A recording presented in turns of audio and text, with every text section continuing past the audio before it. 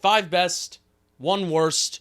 Welcome to Talking Football, and happy Football Friday. We have made it. You have made it. If you go to football games, it's been some 700 days since you've seen a football team play actually in the stands with other fans with the full capacity, that is. If you made it to some games last year, good for you. But with the full capacity stadium, it's been some 700 days, at least since I've been to my MetLife Stadium, and I'm really looking forward to going back this Sunday. So congratulations, we have made it. You have made it across the offseason. Congratulations. So let's celebrate together on this Football Friday by talking about the 5 best and the 1 worst pass rushers in the National Football League. And what we do is pretty simple. There are 10 different categories, 9 of them statistical, 1 of them are my eyes, and then there's a point system based off of how you finish in those measurements and in those categories, and you're rewarded if you finish in 5th to 1st, etc., etc. So, let's kick it off, shall we? Here are the metrics and the measurements that we looked at today for evaluating the top 5 pass rushers: sacks, QB hits,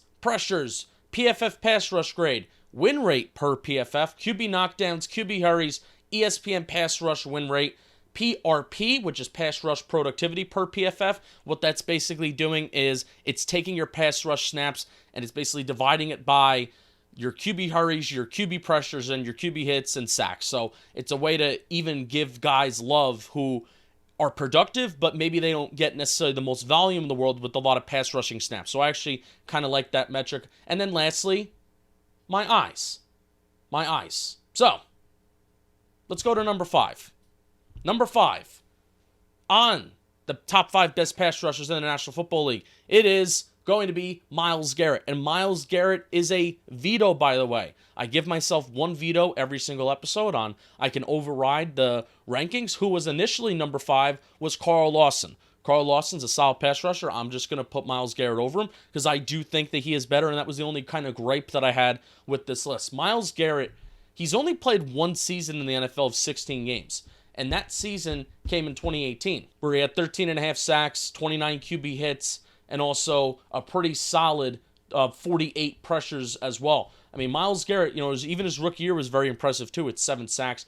But despite playing 10 games in 2019, where he had 10 sacks and 18 QB hits, and then 2020, where he had a really good year, but he struggled with COVID towards the end, so he played 14 games, but some of the games he was apparently out of it. 12 sacks, which is awesome, 18 QB hits, and 32 pressures. So I would fault Myles Garrett a little bit more for not getting to 20 QB hits in his career so far. He's only done it once, over 20 QB hits, and I kind of view 20 QB hits, like, I don't necessarily view getting 10 sacks as like being a good pass rusher. If you're a great pass rusher and you're getting paid accordingly, you're kind of expected to get 10 plus sacks. But last year in the National Football League, there were only 10 players who got 10 plus sacks.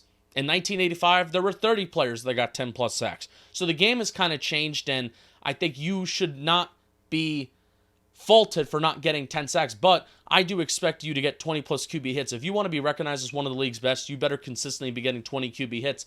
And it's so impressive that Myles Garrett has missed games. Like, odds are, if he played the 2 games that he missed, he would get 20 QB hits. 2019, 10 games, he had 18 QB hits. So he was on his way to get there. So I would fault him more if there weren't the extenuating circumstances surrounding that. Myles Garrett is really, really good. And despite that, I'm criticizing him for the QB hits, sort of. Despite that, he has found a way to get 10 plus sacks the last 3 seasons, which a lot of the guys that kind of came behind him, including Carl Lawson, including Shaq Barrett, some guys like, or even Khalil Mack, for example, those guys have not been consistent year in and year out the past couple years. It's been 1 good year here and then kind of being average elsewhere. So that's why if you want to make the top 5 list, you got to be consistent. That's Myles Garrett. He is coming in at number 5. Number 4, we have Chris Jones, interior defensive lineman from the Kansas City Chiefs. I love interior defensive linemen like Chris Jones and like another guy we're going to talk about. These guys are exceptions in the National Football League, at least in my opinion, to the whole rule of you don't pay the run-stuffing interior defensive lineman. Frankly, I would rather pay a quote-unquote run-stuffing interior defensive lineman that can generate some pressure with me, and Chris Jones does a lot more than generate some pressure. I would pay those guys versus overpaying for an edge rusher in free agency. Because if you have a guy that could stop the run on the interior, then that allows your secondary and your linebackers to play back further. They can feel more comfortable that they don't have to stop the run and that they can play the pass more. And this is a passing league, and you want to stop the pass, and you want to allow your secondary to do what they need to do, and have your hog mollies and your boys up front do what they need to do. And Chris Jones, and another guy on this list, and I'm hoping Leonard Williams joins this category, joins this kind of exception too, where Leonard Williams had a really good 2020. I'm hoping he joins the crowd of Chris Jones and Aaron Donald of being those exceptions, if it's okay to pay these guys. And Chris Jones, year in and year out, is a dominating force on that Kansas City defensive line. Despite that Kansas City defense may not being the most talented in the world, he makes everybody else around him better, because on the inside, to generate the amount of pressure, the sacks, the productivity that Chris Jones does is absolutely incredible. So he's number 4. Number 3 on this list is Joey Bosa, with 55 points out of a possible 100. So Joey Bosa is another one of those guys that missed time last year, except, his productivity didn't hurt from it. He played in 12 games. Pro Football Reference says he started in 10 games for some reason.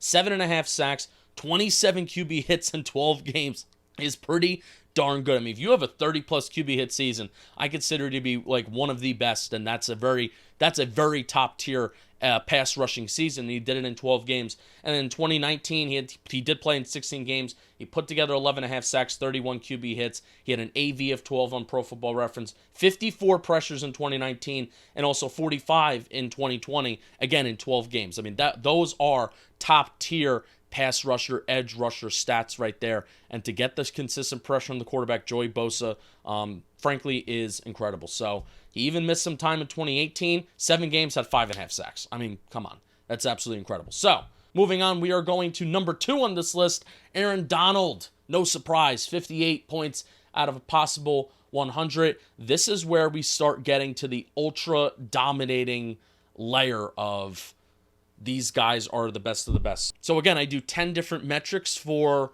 all these measurements and how we evaluate the top 5 best players. And Aaron Donald appeared in 7 out of the 10 categories.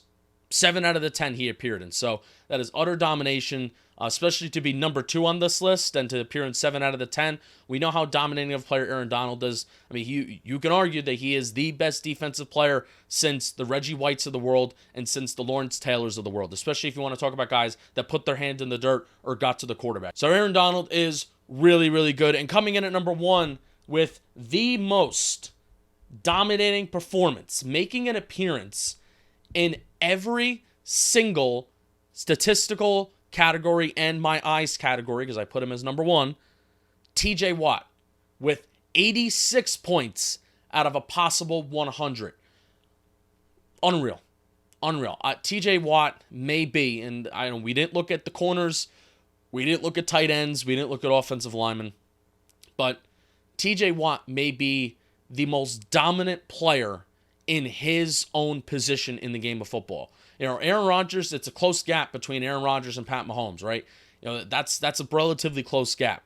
But you just look at what TJ Watt's been able to do, what he was able to do last year, what he was able to do in 2019, and he's still young. I mean, after his rookie year, he had 7 sacks, where, Myles Garrett also put up 7 sacks in his rookie year too. And after that, 13, 14 and a half, 15 sacks. I mean, he's only gotten better, and honestly, it wouldn't surprise me if he even grew. 41 QB hits in 2020. I mean, that's an all-pro season. That's a Pro Bowl season. So TJ Watt may just be the single most dominant player in his position in the entire NFL. And I feel very comfortable saying that after doing this exercise, because he just dominated everything. I mean, you're seeing it on the screen right now. There's barely enough room on the screen to actually fit every single category that he was first in or that he was top 5 in. So, for the worst, I wanted to go with somebody with at least 300 pass rushing snaps, and I also wanted to go with an edge rusher, since I feel like it would be unfair to criticize an interior defensive lineman for their pass rushing productivity when maybe that's not their strength. So, I'm going to go with, and forgive me, because this Jalen, it's not Jalen, it's Jalyn,